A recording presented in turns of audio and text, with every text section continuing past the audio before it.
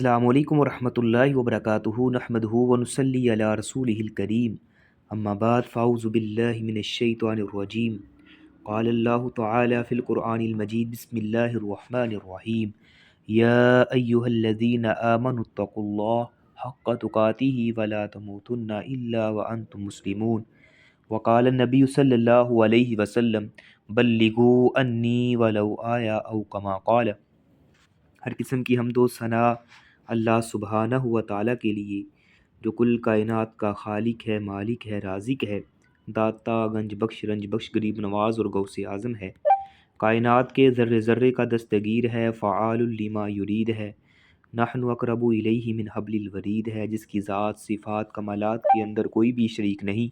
ازل سے اکیلا ہے، ابد تک اکیلا رہے گا اور کل قیامت کے دن اس اکیلے حکمراں کی حکمرانی ہوگی۔ انگنت لا تعداد درود و سلام سرور کائنات فخر موجودات سرکار دو عالم امام الانبیاء شمس الضحیٰ والی بتہا سرچشمہ رشد و ہدا منبع مہر و وفا میرے اور آپ کبیر و مرشد جناب محمد رسول اللہ صلی اللہ علیہ وسلم کی ذات اقدس پر اللہ سبحانہ و تعالیٰ کا بہت احسان اور خاص فضل ہے کہ اس نے ہمیں دوبارہ اس بابرکت اور مقصد مجلس میں جمع فرمایا ہے۔ ایسی مجلس جہاں پہ ہم جو ہے کتاب و سنت کی باتیں سیکھ کر اس کو جو ہے وہ اپنے عمل میں لانے کی کوشش کرتے ہیں، تو اللہ سبحانہ و تعالیٰ سے دعا ہے کہ ہمارا سیکھنا اور اس پر عمل کرنا اللہ سبحانہ و تعالیٰ اپنی بارگاہ کے اندر قبول و منظور فرمائے۔ تو آج ہمارا باب نمبر جو ہے وہ 91 ہے، لعان کے حوالے سے بات ہو رہی ہے، حدیث نمبر 316 ہے۔ بسم اللہ الرحمن الرحیم عن عبد اللہ بن عمر رضی اللہ تعالی عنہما ان فلان ابن فلان قال یا رسول اللہ صلی اللہ علیہ وسلم ارأیت لو وجد احدنا امرأته على فاحشة کیف یصنع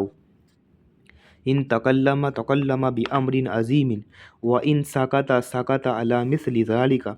قال فسکت النبی صلی اللہ علیہ وسلم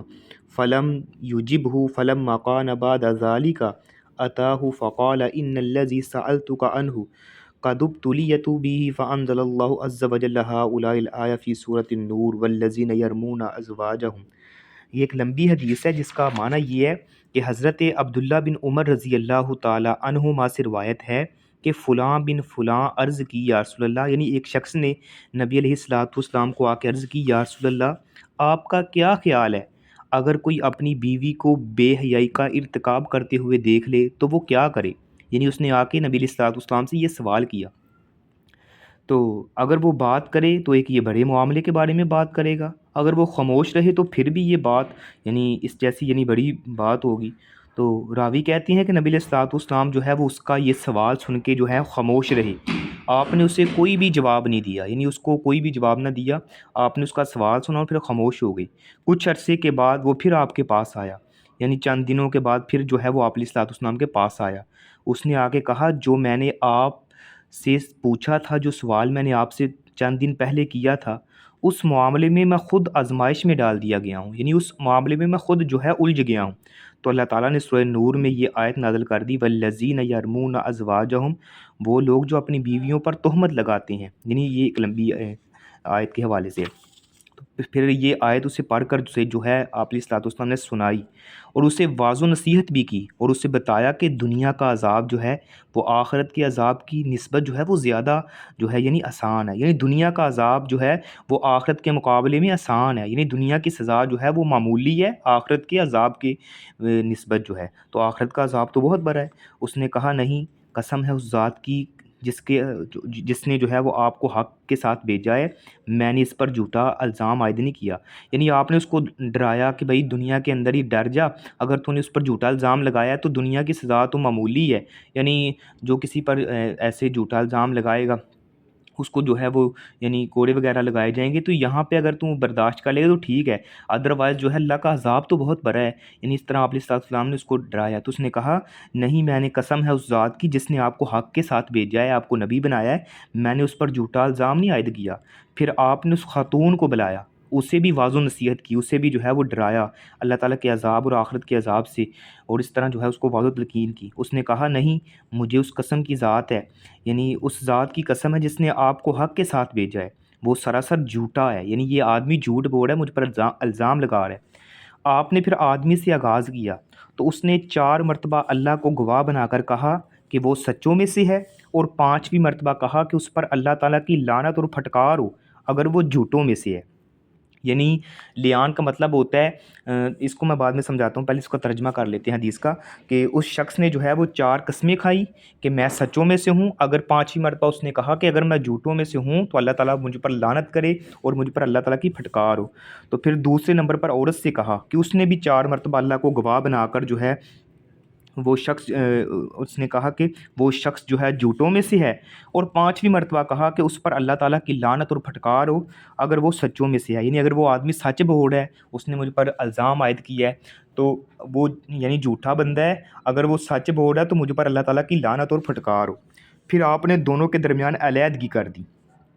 پھر آپ نے ارشاد فرمایا اللہ تعالیٰ جانتا ہے تم دونوں میں سے ایک تو جھوٹا ہے، یعنی اللہ تو ضرور جانتا ہے، ادھر آپ دونوں جو ہیں وہ سچے ہو گئے ہیں میرے سامنے، لیکن اللہ تو آپ کے معاملے کو ضرور جانتا ہے، آپ دونوں میں سے ایک تو بندہ جھوٹا ہے، تو کیا تم دونوں میں سے کوئی توبہ کرنا چاہتا ہے؟ آپ نے یہ ان کو بولا تو آپ نے یہ 3 دفعہ ان کو ارشاد فرمایا کہ آپ دونوں میں سے کوئی ابھی بھی توبہ کرنا چاہتا ہے؟ کسی نے جو ہے وہ یعنی توبہ کے لیے کوئی بھی آمادہ نہ ہوا، یعنی وہ دونوں اپنے اپنے جو انہوں نے یعنی جس چیز کا انہوں نے دعویٰ کیا تھا اس دعوے پہ یعنی وہ اٹے رہے۔ تو ایک روایت میں ہے کہ تیرا اس خاتون پر اب کوئی حق نہیں ہے، آپ نے اس کو یہ ارشاد فرمایا۔ تو اس نے کہا یا رسول اللہ میرا مال یعنی میرے مال کا کیا ہوگا؟ آپ نے فرمایا تیرا کوئی مال نہیں ہے، اگر تو سچا ہے تو نے تو اس سے فائدہ اٹھایا اپنی زندگی میں، یعنی وہ تیری وائف بن کے رہی ہے تو اس سے تم نے فائدہ اٹھایا ہے، تو اس کا بدلہ ہے جو یعنی تو نے اس سے فائدہ اٹھاتا رہا ہے۔ اگر تو نے جھوٹ بولا ہے تو اس مال کا ملنا اور بھی زیادہ دشوار ہے، اور بھی زیادہ یعنی مشکل ہے۔ تو اس حدیث کا مفہوم یہ ہے کہ ایک شخص کو اپنی بیوی کے بارے میں اس کی اخلاقیات کے حوالے سے کچھ نہ شکوک و شبہات پیدا ہوتی ہیں، تو اس نے ایک دن نبی علیہ الصلوۃ والسلام کے پاس آ کر حاضر ہو کر عرض کی کہ یا رسول اللہ اگر کوئی اپنی بیوی کو بے حیائی کا مرتکب دیکھے تو وہ کیا کرے؟ اگر وہ اس بارے میں کوئی بات کہتا ہے تو یہ واقعی بہت یعنی بڑی بات ہے، اگر خاموش رہتا ہے تو پھر بھی اس کے لیے یہ بڑا پیچیدہ معاملہ ہے، وہ کیا کرے؟ تو آپ علیہ الصلوۃ والسلام نے جو ہے وہ اس کی بات سن کر خاموشی اختیار کر لی، تو آپ نے اسے کوئی جواب نہیں دیا۔ چند دنوں کے بعد پھر وہ آپ کی خدمت میں حاضر ہوا۔ پہلے تو اس نے عمومی طور پہ سوال کیا تھا نا آپ علیہ الصلوۃ والسلام سے، تو چند دنوں کے بعد پھر آپ علیہ الصلوۃ والسلام کی خدمت میں آتا ہے۔ اس نے عرض کی یا رسول اللہ جو میں نے آپ سے چند روز پہلے یعنی سوال کیا تھا، ایک بات پوچھی تھی، اب اسی بات میں اسی سوال میں خود مبتلا ہو چکا ہوں، اب میں کیا کروں؟ اللہ تعالیٰ نے نا سورہ نور کی یہ آیت نازل کر دی والذین یرمون ازواجہم، وہ لوگ جو اپنی بیویوں پر الزام لگاتے ہیں، اس حوالے سے نور کے اندر اس کا تذکرہ کیا گیا ہے۔ تو آپ نے یہ آیت اسے پڑھ کر سنائی، آپ نے اسے واضح نصیحت کرتے ہوئے ارشاد بھی فرمایا کہ دیکھیے دنیا کی سزا جو ہے وہ آخرت کے عذاب کی نسبت بہت آسان ہے، یعنی اگر تو نے اپنی بیوی پر بہتان باندھا ہے، جھوٹ باندھا ہے، تو اس کی حد جو ہے 80 درے ہیں، یعنی جو شخص اپنی بیوی پر جھوٹا الزام لگاتا ہے اس کو 80 یعنی وہ لگائے جائیں گے، تو وہ برداشت کر لو دنیا کے اندر ہی۔ تو اس نے قسم اٹھا کر کہا کہ میں اپنے دعوے میں تو سچا ہوں، یعنی میں تو اپنے دعوے میں سچا ہوں۔ تو پھر آپ نے جو ہے اس کی بیوی سے کہا دیکھو اگر تجھ سے خطا سرزد ہو گئی ہے، تجھ سے کوئی گناہ سرزد ہو گیا ہے تو آخرت کے عذاب کی نسبت یہاں جو ہے سزا بہت آسان ہے۔ اس نے بھی قسم اٹھا کر یہی کہا کہ یہ شخص جھوٹ بول رہا ہے، میں تو بے گناہوں میں سے ہوں۔ اس کے بعد نبی علیہ الصلوۃ والسلام نے آدمی سے آغاز کیا، اس نے اللہ کی قسم کھا کر 4 مرتبہ گواہی دی کہ میں سچا ہوں، 5ویں مرتبہ کہا کہ اگر میں جھوٹ بول رہا ہوں تو مجھ پر اللہ تعالیٰ کی لعنت اور پھٹکار ہو۔ پھر آپ نے عورت کو بلایا، اس نے بھی اللہ تعالیٰ کی قسم کھا کر 4 مرتبہ گواہی دی کہ یہ شخص جھوٹا ہے، 5ویں مرتبہ کہا کہ مجھ پر اللہ تعالیٰ کی لعنت اور پھٹکار ہو اگر یہ شخص سچا ہے۔ اس کے بعد آپ نے دونوں کے درمیان علیحدگی کروا دی کہ اب تم بحیثیت یعنی میاں بیوی زندگی بسر نہیں کر سکتے۔ اس کو شرعی اصطلاح میں لیان کہا جاتا ہے، یعنی اس کو لیان کہا جاتا ہے۔ لیان کا مطلب یہ ہوتا ہے کہ اگر کوئی شخص ہے، کوئی خاوند ہے، وہ اپنی بیوی کو یعنی غلط حوالے سے دیکھتا ہے تو اذان کے بعد اس کی جو ہے وہ تعریف کرتے ہیں۔ جی تو بات ہو رہی تھی لیان کے حوالے سے، تو جو شخص اپنی بیوی پر زنا کی تہمت لگائے اگر وہ اپنے دعوے کی دلیل پیش نہ کر سکے تو اس پر یا تو حد قذف جاری ہوگی، یعنی اس پر جو ہے حد قذف جاری ہوگی، وہ یہ ہے کہ 80 جو ہے وہ درے اس کو مارے جائیں گے، یا پھر اللہ تعالیٰ کی قسم کھا کر وہ 4 مرتبہ گواہی دے کہ میں سچا ہوں، اگر جھوٹ بولوں تو مجھ پر اللہ تعالیٰ کی لعنت اور پھٹکار ہو۔ تو اگر عورت جو ہے یعنی وہ اعتراف کر لیتی ہے کہ واقعی میں اس سے گناہ سرزد ہوا ہے، تو اس پر جو ہے وہ شرعی حد جو ہے وہ نافذ کر دی جائے گی۔ لیکن اگر وہ بھی 4 مرتبہ اللہ کی گواہی اور قسم کھا کر یہ گواہی دیتی ہے کہ مجھ پر یہ سراسر جھوٹا الزام عائد کیا گیا ہے تو میں بے گناہوں میں سے ہوں، تو وہ بھی یعنی 5ویں مرتبہ وہ یہ کہتی ہے کہ اگر وہ شخص اپنے دعوے میں سچا ہو تو مجھ پر اللہ تعالیٰ کی لعنت اور پھٹکار ہو۔ یہ انداز اختیار کرنے سے اس خاتون پر جو ہے وہ شرعی حد نافذ نہیں ہوگی۔ تو اسے شرعی اصطلاح میں لعان کہتے ہیں، اس کو لعان کہا جاتا ہے۔ لیکن اب جو ہے وہ مسئلہ بڑا یعنی آ گیا ہم ہے کہ لعان کے بعد جو وہ عورت ہمیشہ کے لیے اس آدمی کے لیے حرام ہو جائے گی۔ یعنی اب جو ہے جب ان دونوں نے لعان کر لی ہے، یعنی اللہ تعالیٰ کی قسمیں اٹھا کر یہ دعویٰ کر دیا کہ میں سچا ہوں وہ جھوٹی ہے، اگر میں یعنی اپنے دعوے میں جھوٹا ہوں تو مجھ پر اللہ تعالیٰ کی لعنت اور پھٹکار ہو، اس طرح وہ عورت بھی کرتی ہے۔ تو اگر جب انہوں نے یہ عمل کر لیا ہے، اب وہ کبھی بھی جو ہے وہ آپس میں اکٹھے نہیں رہ سکتے، اب ان کا جو ہے یعنی نکاح ختم ہو جائے گا۔ تو لعان کے بعد وہ عورت ہمیشہ کے لیے اس آدمی کے لیے حرام ہو جائے گی، ہمیشہ کے لیے، کبھی بھی اب اس کے نکاح میں نہیں آ سکتی۔ تو زندگی کے کسی موڑ پر بھی اب وہ دوبارہ اسے جو ہے اپنے عقد میں نہیں لا سکتا۔ یہ علیحدگی جو ہے وہ قطعی اور ابدی ہوگی، یعنی ہمیشہ کے لیے ہوگی۔ تو لعان کے وقت جب میاں بیوی قسم اٹھانے لگیں تو انہیں نصیحت کی جائے، ایک یہ پوائنٹ نکلتے ہیں، آخرت کے عذاب سے ان کو ڈرایا جائے، شاید وہ اپنے موقف سے رجوع کر لیں اور آمادہ ہو جائیں۔ یعنی اگر کسی نے غلطی کی ہے تو اپنی غلطی کو تسلیم کر لے، لعان تک نوبت ہی نہ آئے، اس سے پہلے ہی وہ اپنی غلطی کو تسلیم کر لیتے ہیں تاکہ یہ جو ہے رشتہ ان کا بچا رہے۔ اگر وہ نہیں کرتے، لعان کر لیتے ہیں، تو تب ان کا رشتہ جو ہے وہ آپس میں یعنی بچتا نہیں ہے بلکہ وہ ختم ہو جاتا ہے۔ تو لعان میں پہلے مرد سے گواہی لی جائے گی اور دوسرے نمبر پر پھر عورت سے گواہی لی جائے گی۔ تو لعان کے بعد خامد اپنی بیوی سے یعنی جو اس نے نکاح کے وقت اسے یعنی اس کو رقم عطا کی تھی یعنی حق مہر کے طور پہ، تو وہ واپس لینے کا بھی مجاز جو ہے وہ نہیں رکھ سکتا۔ تو لعان صرف میاں بیوی کے درمیان ہوگا، اس کے علاوہ جو ہے وہ حد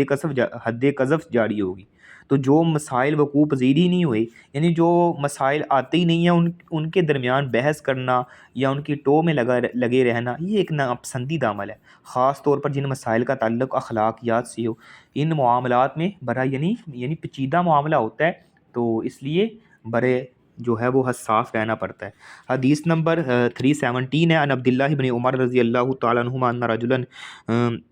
رمم امرأته وانتفى من ولدها في زمان رسول الله صلی اللہ علیہ وسلم فأمرهما رسول الله صلی اللہ علیہ وسلم فتلاعنا كما قال الله تعالی ثم قضى بولد لامرأته وفرق بين المتلاعنين۔ حضرت عبداللہ بن عمر سے روایت ہے کہ ایک شخص نے نبی علیہ الصلوۃ والسلام کے زمانے میں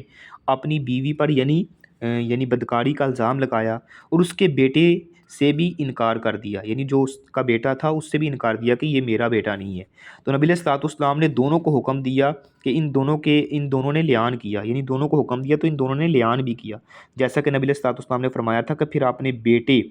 کا فیصلہ عورت کے حق میں کیا، پھر آپ نے بیٹے کا فیصلہ جو ہے وہ عورت کے حق میں کیا اور دونوں لعان کرنے والوں کے درمیان علیحدگی جو ہے وہ کر دی۔ تو اس حدیث سے بھی یہ پوائنٹ نکلتے ہیں کہ حضرت عبداللہ بن عمر نے یعنی مفہوم یہ ہے کہ بیان کیا کہ ایک شخص نے نا اپنی بیوی پر جو ہے وہ یعنی الزام لگاتا ہے غلط ہونے کے حوالے سے، تو اس نے اس کے بچے کا بھی انکار کر دیا کہ یہ میرا نہیں ہے۔ تو یہ معاملہ نبی علیہ الصلوۃ والسلام کی خدمت میں پیش کیا گیا، آپ نے میاں بیوی کا موقف سننے کے بعد دونوں کو لعان کا حکم دیا۔ تو خاوند نے 4 مرتبہ اللہ کی قسم کھا کر گواہی دی کہ میں سچا ہوں، اور 5ویں مرتبہ کہا کہ اگر میں جھوٹ بولوں تو مجھ پر اللہ تعالیٰ کی لعنت ہو۔ تو پھر بیوی نے اللہ کی قسم کھا کر 4 مرتبہ گواہی دی کہ یہ شخص مجھ پر جھوٹا الزام لگا رہا ہے، اور 5ویں مرتبہ کہا کہ اگر یہ واقعی سچا ہے تو مجھ پر اللہ تعالیٰ کی لعنت ہو۔ تو نبی علیہ الصلوۃ والسلام نے بچے کا فیصلہ عورت کے حق میں کر دیا کہ یہ عورت کو ملے گا، اور دونوں کے درمیان ہمیشہ کے لیے علیحدگی کا حکم سنا دیا۔ تو اس حدیث سے بھی یہ احکام نکلتے ہیں کہ لعان کا حکم اس وقت لاگو ہوگا جب خامد میاں بیوی یعنی خامد جو ہے اپنی بیوی پر یعنی الزام لگائے اور بیوی اس سے انکاری کرے۔ تو لعان کا عمل مکمل ہو جانے کے بعد بچے کو جو ہے ماں کی طرف منسوب کر دیا جائے گا، اور اسی طرح لعان کے بعد میاں بیوی کے درمیان ہمیشہ کے لیے علیحدگی ہو جائے گی، کسی صورت میں بھی وہ اپنی زندگی میں میاں بیوی کی حیثیت سے اکٹھے نہیں ہو سکتے اب۔ تو مرد کو صرف وسوسوں اور شکوک و شبہات کی بنا پر اپنی بیوی پر اس طرح کا الزام لگانا اور عائد کرنا، یہ ہے جو ایک انتہائی جو ہے وہ جرم ہے، اور اس طرح بچنا بھی چاہیے، حساس معاملہ ہے۔ تو جب تک اسے یقین نہ ہو جائے، صرف کسی شک کی بنا پر اتنا بڑا قدم اٹھا لینا یہ اخلاقی طور پر بھی درست نہیں ہے. تو یعنی اس سے بچنا چاہیے. اس سے جو ہے یعنی گھر کا ٹوٹنے کا خدشہ ہے، زندگی بھر کے جو ساتھ ہے اس کا ختم ہونے کا اندیشہ ہے. تو یعنی بڑا حساس سا معاملہ ہے. حدیث نمبر 318 ہے، ان ابی ہریرہ رضی اللہ تعالی عنہ قال جاء رجل من بنی فزارۃ الی النبی صلی اللہ علیہ وسلم فقال ان امرأتی ولدت غلاما اسود فقال النبی صلی اللہ علیہ وسلم هل لك ابل قال نعم قال فما الوانها قال حمر قال فهل يكون فيهما من اورق قال ان فيها لورقا قال فأن أتاها ذلك قال عسى أن يكون نزعه إرك قال وهذا عسى أن يكون نزعه إرك. حضرت ابو ہریرہ رضی اللہ تعالیٰ عنہ سے روایت ہے کہ بنی فزارہ کا ایک شخص جو ہے نبی علیہ الصلوۃ والسلام کے پاس آیا. اس نے کہا کہ میری بیوی نے کالے رنگ کے لڑکے کو جنم دیا ہے، یعنی بلیک کلر کے یعنی بیٹے کو جنم دیا ہے. تو نبی علیہ الصلوۃ والسلام نے ارشاد فرمایا کہ کیا تیرے پاس اونٹ نہیں ہے؟ اس نے کہا ہاں میرے پاس اونٹ ہیں. آپ نے کہا ان کے رنگ یعنی کیا ہے، ان کا رنگ کیسا ہے؟ اس نے کہا میرے پاس سرخ اونٹ ہیں. تو آپ نے فرمایا کیا ان میں خاکی رنگ کا بھی کوئی اونٹ ہے؟ اس نے کہا جی ہاں خاکی رنگ کے بھی ہیں. آپ نے فرمایا کہ وہ کہاں سے آ گئے ہیں؟ اس نے کہا ہو سکتا ہے کہ کسی راگ نے اسے کھینچ لیا ہو. آپ نے فرمایا یہاں بھی ہو سکتا ہے کہ کسی راگ نے اپنی طرف اسے کھینچ لیا ہو. تو اس حدیث کا مفہوم یہ ہے کہ قبیلہ بنو فزارہ کا ایک شخص نبی علیہ الصلوۃ والسلام کی خدمت میں حاضر ہوتا ہے. حاضر ہو کر اس نے عرض کی کہ یا رسول اللہ میری بیوی نے ایک بیٹے کو جنم دیا ہے، اس کا رنگ جو ہے وہ کالا ہے، جبکہ ہم دونوں میاں بیوی جو ہیں یعنی وائٹ کلر کی ہیں، گھوڑے رنگ کی ہیں. تو نبی علیہ الصلوۃ والسلام اس کی مراد سمجھ گئے کہ یہ کیا کہنا چاہتا ہے. تو آپ نے اس سے پوچھا کہ تیرے پاس اونٹ ہیں؟ اس نے کہا ہاں ہیں. آپ نے فرمایا کیا اونٹوں کا رنگ کیا ہے، یعنی اونٹ کس رنگ کی ہے؟ اس نے کہا سرخ رنگ کی ہیں. آپ نے پوچھا ان میں کوئی خاکی رنگ کا بھی اونٹ ہے؟ اس نے کہا جی ہاں خاکی رنگ کا بھی ہے. آپ نے ارشاد فرمایا کہ سرخ رنگ کے اونٹوں میں وہ خاکی رنگ کا اونٹ کدھر سے آ گیا؟ آپ نے کہا اس نے کہا کہ ہو سکتا ہے اس کی نسل میں پہلے کوئی خاکی رنگ کا اونٹ ہو، اس لیے اس کا اثر جو ہے ہوا ہو. تو آپ نے فرمایا یہاں بھی تو ہو سکتا ہے نا تیرے آباء و اجداد میں کوئی کالے رنگ کا ہو اور اس کا اثر جو ہے یعنی اس میں منتقل ہو گیا ہو. تو نبی علیہ الصلوۃ والسلام کی زبان مبارک سے جب اس نے یہ بات سنی نا وہ شخص مطمئن ہو گیا. اسے شک یعنی وہ جو اس کا شک تھا وہ اس کا ختم ہو گیا. اطمینان دل جو ہے اس کو اطمینان مل گیا، سکون مل گیا کہ واقعی یہ میرا شک تھا، اب وہ میرا شک جو ہے وہ ختم ہو گیا. تو اس حدیث سے یہ حکام نکلتے ہیں کہ اشارہ کنایا کرنے سے تہمت جو ہے وہ عائد نہیں ہوتی، اور نہ ہی انداز جو ہے وہ واجب حد ہوتا ہے. تو بچے کے رنگ کا اپنے والدین کے رنگ سے مختلف ہونے سے یہ لازم نہیں آتا کہ یہ بچہ ان کا نہیں ہے بلکہ کسی اور کا ہے. یعنی یہ لازم نہیں آتا کہ یہ بچہ ان کا نہیں بلکہ کسی اور کا ہے. یہ نہیں ہو سکتا کہ وہ والدین پر نہیں گیا تو وہ ان کا نہیں ہو سکتا. ہو سکتا ہے بعض اوقات وہ ان کے ننھیال پہ چلا جاتا ہے یا کسی اور شخص بھی جو ان کے رشتہ دار ہیں ان میں سے کسی کے یا اس کے خاندان میں سے یا اس کے جو یعنی دادے وغیرہ ہیں ان میں چلا جاتا ہے. تو یہ اس میں کوئی حرج والی بات نہیں ہے. تو بعض مسائل کو قیاس کے ذریعے بھی حل کیا جا سکتا ہے جس طرح نبی علیہ الصلوۃ والسلام نے اس حدیث میں انداز بنایا ہے. تو مسئلہ سمجھانے کے لیے مفتی سائل کی ذہنی صلاحیت کو پیش نظر رکھے، یعنی کس لیول کا اس کا مائنڈ ہے اس کے مطابق جو ہے اس کو سمجھائے اور ایسا اسلوب اختیار کرے جس سے آسانی کے ساتھ اسے مسئلہ سمجھ آئے.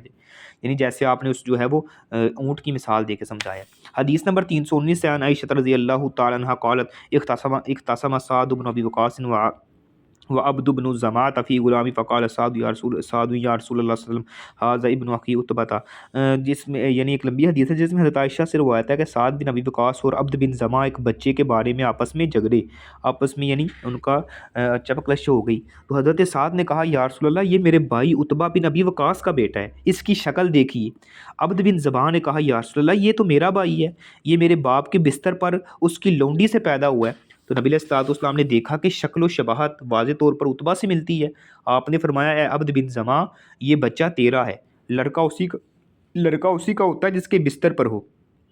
تو جو بدکاری کرے اس کے لیے تو پتھر ہے. تو اے سودا اس پر پردہ کرنا، یعنی اس سے پردہ کرنا. اور اس نے جو ہے وہ پھر سودا کو کبھی بھی نہیں دیکھا. تو یعنی واقعہ کا یہ ہوا کہ عتبہ نے نا زماں بن اسود کی لونڈی سے یعنی غلط کام کا ارتکاب کیا جس کے نتیجے میں اس کے ہاں ایک بیٹا پیدا ہوا. اس نے اپنے بھائی سعد سے کہا کہ یہ میرا بچہ ہے، لہٰذا اس کا الحاق ہمارے خاندان سے ہونا چاہیے. تو فتح مکہ کے موقع پر سعد بن ابی وقاص نے یہ معاملہ نبی علیہ السلام کی خدمت میں پیش کرتے ہوئے عرض کی کہ یہ لڑکا میرے بھائی عتبہ بن ابی وقاص کا ہے، لہٰذا اس کا الحاق جو ہے ہمارے خاندان سے ہونا چاہیے۔ تو میرے بھائی نے بھی مجھے کہا آپ کی شکل و شباہت، یعنی آپ اس کی شکل و شباہت کو بھی دیکھیے، یہ بالکل اسی کے ساتھ ملتا ہے۔ تو آپ نے غور سے دیکھا کہ واقعی شکل تو عتبہ سے ملتی ہے، لیکن آپ نے فیصلہ عتبہ بن زمع کے حق میں کیا کیونکہ اس کی ولادت ان کے ہاں ہوئی تھی۔ تو آپ نے فرمایا بچہ اسی کا ہوتا ہے جس کے بستر پر پیدا ہوا ہو۔ تو جو بندہ غلط کام کا ارتکاب کرتا ہے اس کے لیے رسوائی، ذلت اور محرومی ہے، اس کے لیے تو پتھر ہے۔ چونکہ لڑکے کی شکل و شباہت عتبہ سے ملتی تھی، لہٰذا آپ نے اپنی بیوی حضرت سعودہ بنت زمعہ کو حکم دیا کہ اس لڑکے سے پردہ کرنا ہوگا۔ تو بیوی مرد کے لیے بمنزل بستر ہوتی ہے، اور لونڈی اپنے آقا کی جو ہے وہ یعنی بمنزل بستر ہوتی ہے۔ تو اس صورت میں کہلائے گی جب اس سے یعنی ہم بستر ہوگی۔ تو حضرت سعودہ کو اس لڑکے سے پردے کا حکم تقویٰ کی بنیاد پر دیا گیا۔ تو حدیث نمبر 320 ہے، حضرت عائشہ رضی اللہ تعالیٰ عنہ فرماتی ہیں انہا قالت ان رسول اللہ صلی اللہ علیہ وسلم داخل علی مسرورا تبرق اساریر وجهه فقال الم ترى ان مجززا نظر آنفا الى زید بن حارثة واسامة بن زید فقال ان بعض هذه الاقدام لمن بعض وفي لفظ كان مجزز قائفا۔ حضرت عائشہ فرماتی ہیں کہ آپ نے فرمایا کہ نبی علیہ السلام میرے پاس خوش باش تشریف لائے، آپ کے چہرے کے تیور جو ہے وہ چمک رہے تھے۔ آپ نے ارشاد فرمایا تجھے معلوم نہیں کہ ابھی مجھے یعنی مجزز نے زید بن حارث اور اسامہ بن زید کو دیکھا ہے اور کہا کہ یہ پاؤں ایک دوسرے سے ہیں۔ ایک روایت میں آتا ہے کہ یعنی یہ جو مجزز ایک قیافہ شناس کھوجی تھا۔ تو حضرت زید بن حارث کا رنگ جو ہے وہ سفید تھا اور اس کے بیٹے اسامہ کا رنگ گندمی تھا۔ تو لوگوں کو باپ بیٹے کے رنگ مختلف ہونے کی وجہ سے ان کے حقیقی باپ بیٹے ہونے پر شک و شبہ پیدا ہوتا ہے۔ تو لوگ بسا اوقات اس بارے میں باتیں بھی کیا کرتے تھے جس سے نبی علیہ السلام کو بڑا دکھ ہوتا تھا۔ تو ایک روز باپ بیٹا چادر اوڑھے سوئے ہوئے تھے، تو ان دونوں کے درمیان ان دونوں کے پاؤں جو ہیں وہ ننگے تھے۔ تو ایک یہ قیاف شناس ایک بندہ تھا، تو اس نے جب پاؤں دیکھے تو کہا یہ پاؤں ایک دوسرے سے ملتے جلتے ہیں، یعنی یہ باپ بیٹا معلوم ہوتے ہیں۔ تو یہ بات سن کر نبی پاک جو ہے انتہائی خوشی کا اظہار کیا، چہرہ جو ہے خوشی سے چمک پڑا، اور اسی دن خوشی خوشی آپ گھر تشریف لائے اور حضرت عائشہ کو یہ واقعہ سنایا۔ اسی طرح حدیث نمبر 321 اور حدیث نمبر 322 ہے، یہ خاص جو ہے وہ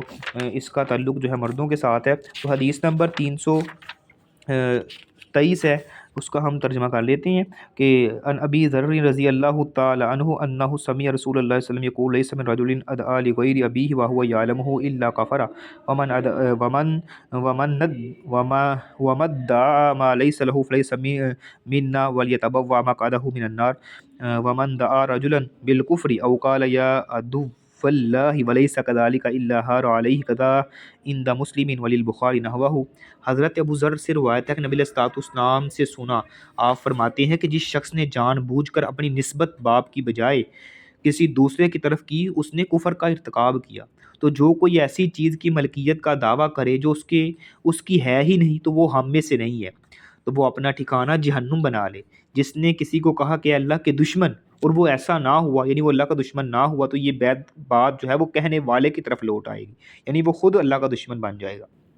تو اس حدیث کا مفہوم یہ ہے کہ جو شخص جان بوجھ کر اپنی نسبت اپنے حقیقی باپ کے علاوہ کسی اور کی طرف کرتا ہے، تو یہ جرم جو ہے وہ شریعت کی نگاہ میں کفر کے مترادف ہے، یعنی کفر تک لے جاتا ہے۔ تو جس نے کسی ایسی چیز کی ملکیت کا دعویٰ کیا جو حقیقتاً اس کی نہیں ہے، تو اس جرم کے ارتکاب سے وہ شخص امت محمدیہ سے خارج ہو جاتا ہے، یعنی اتنا سنگین گناہ ہے۔ تو اگر کسی نے کسی شخص کو اللہ کا دشمن کہہ کر پکارا اور اگر وہ ایسا نہ ہوا، تو یہ بات کہنے والے کی طرف جو ہے وہ پلٹ آئے گی۔ تو اس حدیث سے یہ احکام نکلتے ہیں کہ جان بوجھ کر کسی دوسرے خاندان کی طرف اپنی نسبت کا اظہار کرنا یہ شرعی طور پر ممنوع ہے، اس پر سخت وعید سنائی گئی ہے۔ تو شریعت میں اس کو کفر کے مترادف قرار دیا گیا ہے۔ اگر لا علمی کی بنا پر کسی دوسرے خاندان کی طرف نسبت مشہور ہو جاتی ہے، تو اس پر شرعاً جو ہے وہ کوئی یعنی حرج نہیں ہے۔ تو کیونکہ اللہ تعالیٰ کسی کو اس کی طاقت سے بڑھ کر کوئی تکلیف نہیں دیتا، تو دوسرے کی کسی چیز پر قبضہ جمانا یا ایسی چیز کی ملکیت کا دعویٰ کرنا جو اس کی نہیں ہے، یہ شرعی طور پر ممنوع ہے۔ اس جرم کے ارتکاب سے انسان جو ہے وہ امت محمدیہ سے خارج ہو جاتا ہے۔ تو جو کسی کو کافر، فاسق یا منافق یا اللہ کا دشمن کہہ کر پکارتا ہے، یعنی کسی پر کفر کا فتویٰ لگا دیتا ہے، کسی کو فاسق کہتا ہے، کسی کو منافق کہتا ہے یا اللہ کا دشمن کہہ کر پکارتا ہے، تو وہ ایسا نہ ہو، یعنی وہ ایسا بندہ نہیں ہے، تو یہ بات جو ہے کہنے والے کی طرف لوٹ آتی ہے، یعنی ان دونوں میں سے کوئی ایک تو ہو جاتا ہے۔ تو ایسے کسی پر فتویٰ لگانا، کسی کو اتنے بڑے القاب سے پکارنا، جو حقیقی طور پر یعنی شرعی طور پر، اخلاقی طور پر بھی دیکھا جائے تو یہ ناجائز عمل، ایسا نہیں کرنا چاہیے۔ کسی پر کفر کے فتوے لگانا، کسی کو منافق، کسی کو فاسق کہنا یا اللہ کا دشمن کہہ کر پکارنا، اس چیز سے بھی منع کیا گیا ہے۔ تو اللہ تعالیٰ سے دعا ہے جو کچھ سنا ہے، جو سنایا ہے، اللہ ہم سب کو عمل کرنے کی توفیق عطا فرمائے۔